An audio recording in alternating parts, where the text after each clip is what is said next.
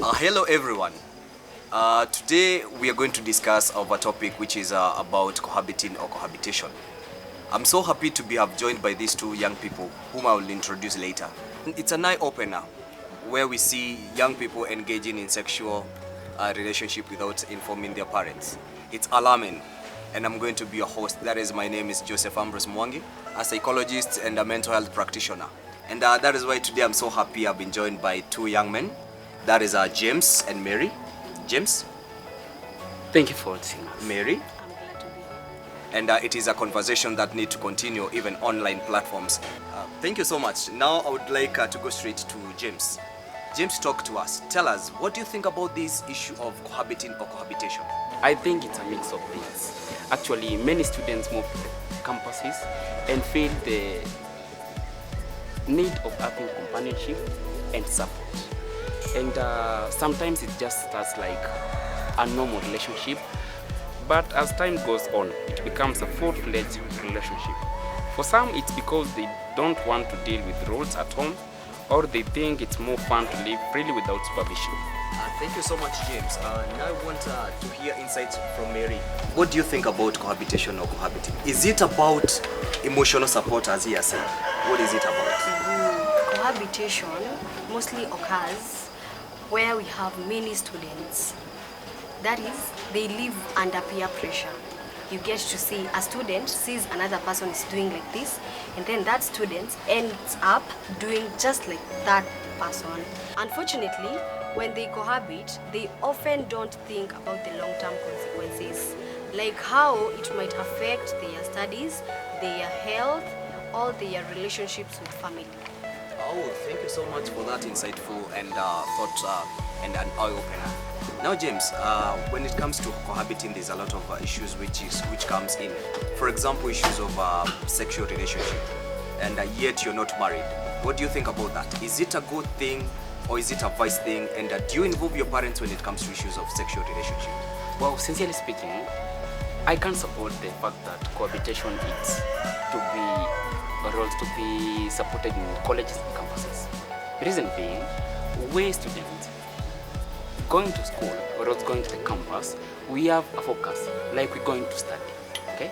So having a partner to some extent of ruining your time with a partner maybe in the hostels, having fun together, actually it really weighs everything, because back at home, your parent knows you study. He or she has paid the school fees. Okay, maybe to some far much extent, many students may be relying on government, maybe they can be orphans, that's relying on support from maybe sponsorship, you see. So, bring some conflict to some extent, a question can be incurred there. What's the purpose of you being in the campus or else in the college? Yeah. What's your take?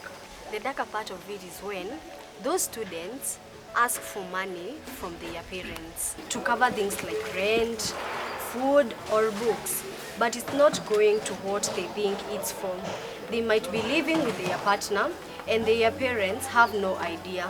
There is a lot of secrecy, and it often leads to unhealthy behaviors, like being forced into situations where they are not comfortable, but they cheat on their parents. So that is the darker side part of it. Thank you so much. That is insightful and heartbreaking. But now, things have to change. What do we have to do? What do we have to change so that we can become better? Back to you, James. Don't be afraid to speak up, whether you are a student or a parent. Like, honestly, I can say communication is the key. Feel free to share your problem. Many youth should know that relationships are made from respect. Mutual relationships are made from respect. And parents should create an environment where their children can share honestly without feeling like they're disappointing anyone.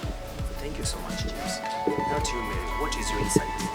Exactly. As for students, remember that your future is important. Don't let short-term satisfaction jeopardize your education, your health, or your safety. And for parents, be there for your kids, checking whether they are doing well. Yeah, they should be making frequent visits and frequent calls. Thank you so much, James and Mary, for those insightful thoughts. It is an eye-opener to all of us, even to those viewers at home. Now we know there's a conversation that we need to continue, whether online or physical, because it is a communication that we need to have, and it is never too late to speak. I'm so happy to have joined, for those who are joining us from home, there is one person, Abdi, from Kajiado. Abdi has said, mimi nimeishi na msichana wangu for 2 years, what should I do? That is a question you can hear Mary and James. There's another person here saying, oh, it is an eye-opener to all of us, thank you so much. And now there's a pastor on board. The pastor has said, that is against the moral values of the Bible. But now you know the conversation where to end. And there's a parent who says, I'm so much concerned about these issues. And I'm joining, my son is joining campus next year. What should I do? Mzazi tulia hapo, we are going to continue the conversation. Thank you so much to our viewers.